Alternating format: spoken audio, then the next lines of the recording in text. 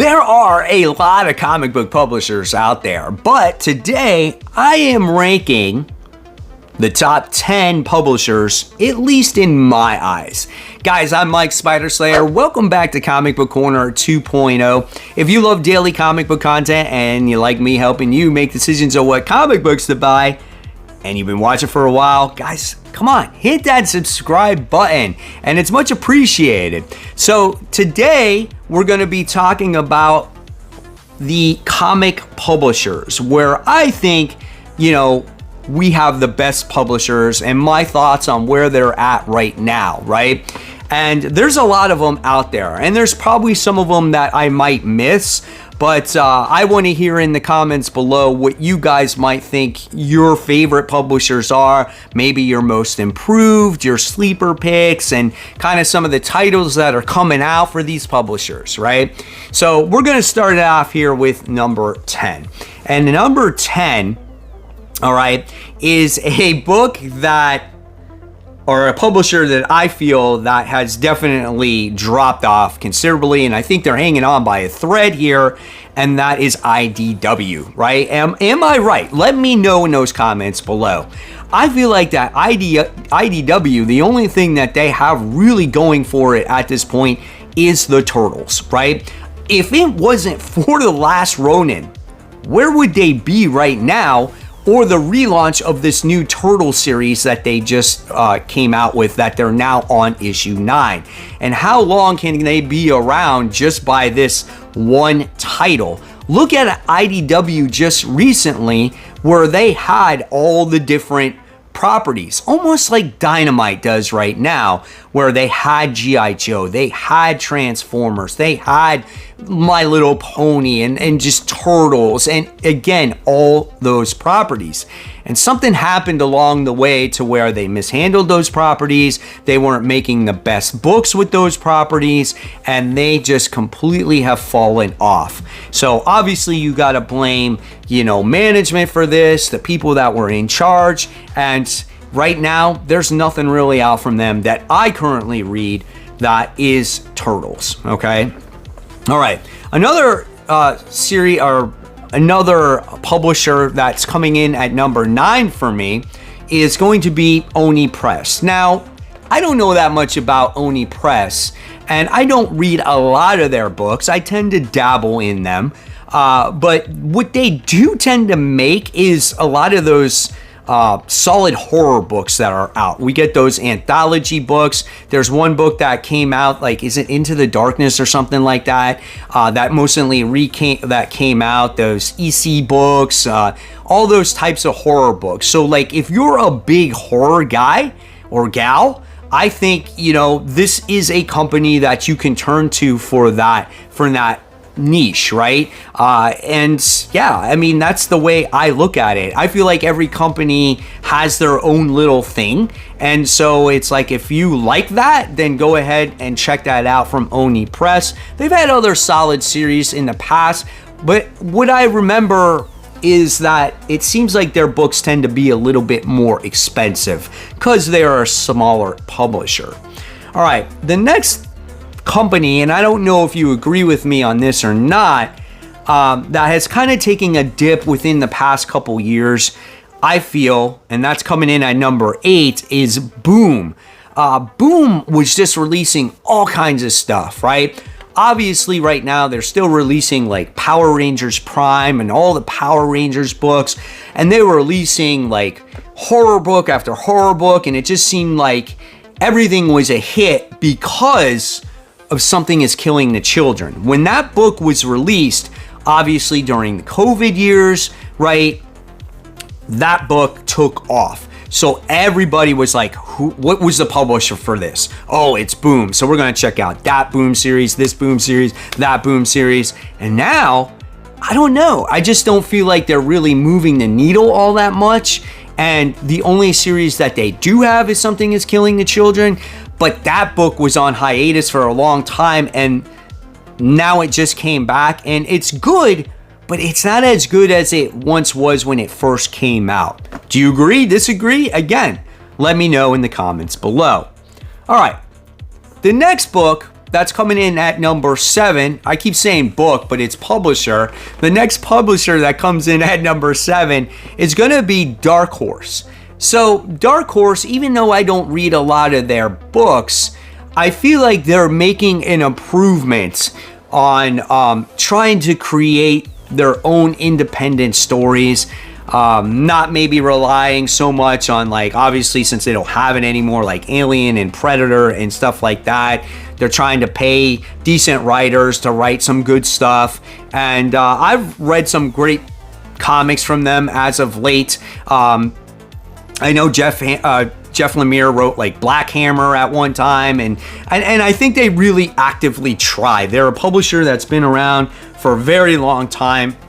And even though maybe they're not as strong as maybe they once were, I do like seeing them course correct and trying to get back and release more independent titles, right? So there you have it. I mean, crap, I read Dark Horse for a long time. And I've mentioned this before. I read series called Boris the Bear, and I'll show an image of it here. And then there are some other series that I read in the past, like, again, the original, Aliens vs. Predator series or Predator series. So again, good stuff from them. All right, moving on here, coming in at number 6. And I honestly, maybe I shouldn't have ranked this as high, but it's Titan Comics because they have Conan the Barbarian. They have all the Conan stuff that they release, and their Conan books are really good. And it doesn't matter which one you read. Now, I don't see myself reading every single Conan book, but I'm currently reading Conan the Barbarian, and that one is written by Jim Zub, and it is a phenomenal book. It's not just a phenomenal book for Titan, it's one of the more phenomenal books in general in comics, just because the way he writes the character. And that alone is like, damn, this book is going to like be on top of my pile every single month it comes out. And the artwork in that series is phenomenal as well. So if they can duplicate that with a few more titles, Titan can be a powerhouse publisher, right? Number 5 for me is going to be Dynamite Comics, because there was a time where I wasn't reading any Dynamite. And now I'm at least checking out more Dynamite stuff, right? Because before it was all Vampirella and Red Sonja, and it was hot, sexy covers, and I felt like that's what they were relying on. But as of late, they're diving into some of like the Hanna-Barbera properties, right? And the Disney properties like Gargoyles, and like I said, Herculoids and Space Ghosts and Thundercats and Silverhawks. And so what they do is they at least pique your interest when it comes to checking out their comic books, in hopes to be like, you know what? This might be something that could be really good. And if you grew up through those properties when you were younger, you might continue to read the series, right? For example, Space Ghost was a Hanna-Barbera property, and it was an okay cartoon when I was a kid, but this comic book that was released in 2024 and into 2025 is absolutely phenomenal. So that really kind of upped the ante for them, at least for me anyway. And hopefully they'll continue to evolve and become better, right? The one thing that's disappointing for me, why I couldn't put them any higher, was sometimes some of their artwork is just not matches up to the storytelling, and that's disappointing, or they release too many variant covers, or even some of their older properties like a Vampirella, it's just not always new reader friendly, and I wish they would do something to where it was. All right, number 4 in my eyes here is Mad Cave. I think they're a sleeper publisher. Now, same thing, they're a little bit more money, but this year they've been coming out with more books, right? And their stories are fun. Now, I know this one story was like a Kickstarter way back, but when I read Pop Kill this past, few months, it was a phenomenal read. Right now, I'm currently reading Vanishing Point, which is another anthology sci-fi horror book, which is a good read. And there's a few other books out there that I could recommend that I'd say, you know what? go ahead and check them out. They're entertaining. They have a wide range of different comics, whether it's, mystery, horror, sci-fi, and I'm digging it, right? They've reached out to me a couple of times to help promote their stuff, and if it wasn't for them, I would have checked them out to even begin with? I don't know, but I definitely say that they are the sleeper publisher in my eyes. Excuse me. All right, so now we're going to go to the top 3. Now you probably figure it's obvious who the top 3 are going to be. But just because they're the top 3 doesn't mean they're legitimate top 3. And if that makes sense. So number 3, in my eyes, is Marvel Comics. Do they produce the most comics out of every publisher? Absolutely, right? Are they the ones that is most crucial to comic books? Yeah, absolutely. I mean, I think there's more people out there that read Marvel Comics than any other publisher, and they expect Marvel to be the best publisher, right?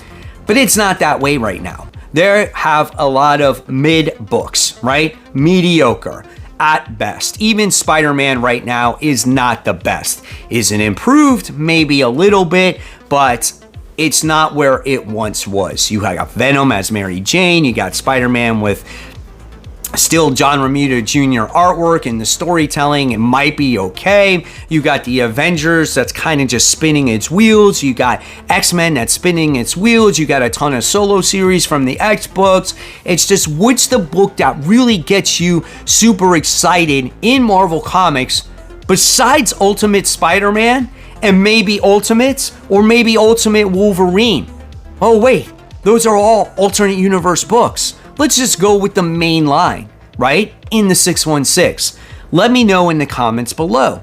It's overdone. There's too many books. The prices are too high, and they're not improving, okay? So that's why, even though I love Marvel Comics, they've always been my favorite publisher, out of the top 3, they're my least favorite one, and they better watch it because there could be other publishers that come up top. You never know. All right, number 2 in my eyes is DC Comics, and DC Comics has come a long way in the past couple years. I would say before Marvel has taken this big downward spiral, DC Comics was kind of in the same position as Marvel was. We didn't know where they were going. After the New 52 was out for a few years, they were just like, they didn't know what to do with these characters. They tried coming out with different events, new initiatives, and nothing worked, right? This year, or last year, towards the end, right, we wind up getting the newest All-In initiative. And somehow, some way, they got people into reading DC Comics again with this initiative. But on top of that, they released the Absolute Universe. And what the Absolute Universe does is it changes the characters just enough to where you don't need to read all the history and the canon and everything else that's attached to this. This is a great jumping on point for all new readers. And if you want to read this Absolute Universe, dude, absolutely fine. And I think that's why it's going so well for DC. So hopefully that's, that world continues to evolve, but soon that the main and the absolute are going to cross over, because that's how it was all introduced to begin with, right? But nevertheless, DC is most improved.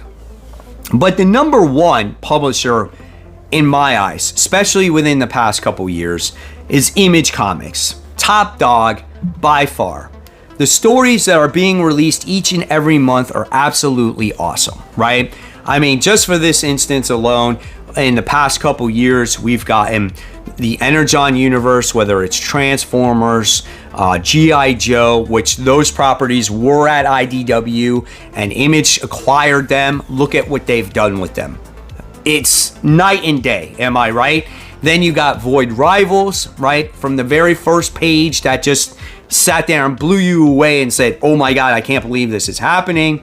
You got Battle Beast that has come out. You got Exquisite Corpses that has come out. You got the Ghost Machine universe. You got, you got Feral that's currently going on. That's spun off of Stray Dogs, which that was in itself. And you got to sit there, and it all goes back to the earlier video when I said The Walking Dead is what kicked off the modern day independent comics, right? Walking Dead, Invincible, Saga, and people started gravitating more and more and more to this. And then when you got those top writers that left Marvel and DC and they're doing their own thing so they can get credit for their own creations, this is the stories that you're producing out of Image Comics, right? And I just feel like that's where it's at. That's where you need to be reading most of your stories if you want the best stories being told. And I don't know, as much as DC has improved and as much as, Marvel can try to improve, I don't know if they'll ever get to the status that they once were without those creators there. That's just my thought process there, right? So that's the way I look at it. So yes, Image Comics is where you want to be right now because I feel like they're releasing some of the best stories as of right now. Or Image Comics, in my eyes, is almost like how Marvel was back in, I would say probably maybe in the 70s or 80s, right? When they were peak.